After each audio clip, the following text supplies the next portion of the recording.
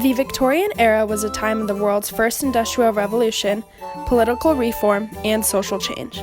There was a railway boom, and the first telephone and telegraph was invented.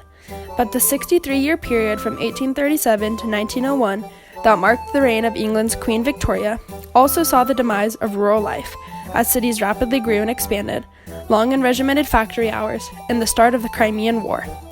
Queen Victoria ascended the throne at the age of 18 after her uncle William IV passed away. She later married Prince Albert, her first cousin, in 1840, and together they had 9 children. As Queen Victoria once said, "I think people really marry far too much. It is such a lottery after all, and for a poor woman, a very doubtful happiness." In September 1845, Ireland's potato crop began to rot, causing the 4-year Irish potato famine, also known as the Great Hunger. Because of this, large numbers of immigrants fled from Ireland to escape the famine and unemployment situations. This caused Great Britain's population to increase fast. Along with a rising population, people were also starting to live longer, with new healthcare acts in place. The Vaccination Act made it mandatory for children to be vaccinated against smallpox.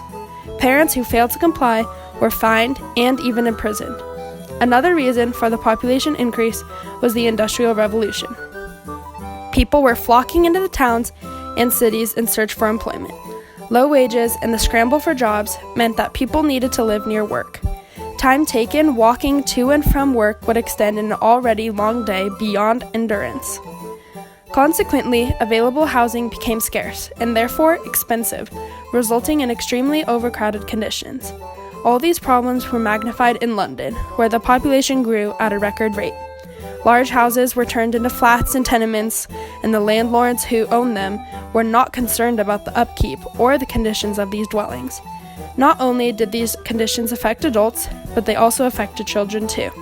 There were many children living with their families in desperation, but many were kicked out of their homes and left to fend for themselves.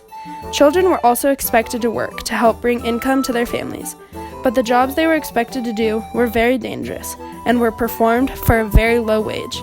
One of the most common jobs for young boys was chimney sweeps. During the Victorian era, most houses and apartments were still heated by coal and wood.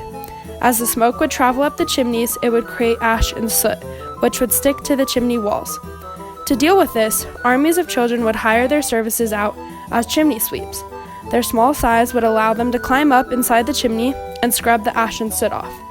Many bosses would purposely underfeed the kids to keep them skinny enough to fit in the chimney.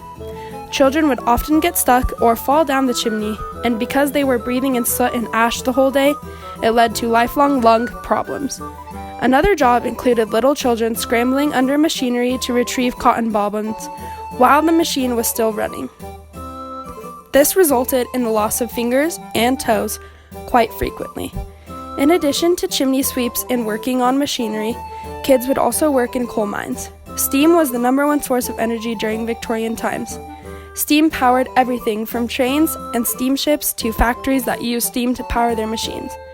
In order to make steam, you must have water and heat. To provide that heat, they had to burn coal, and lots of it. Therefore, coal mines used a large part of the Victorian child labor force in the 1800s.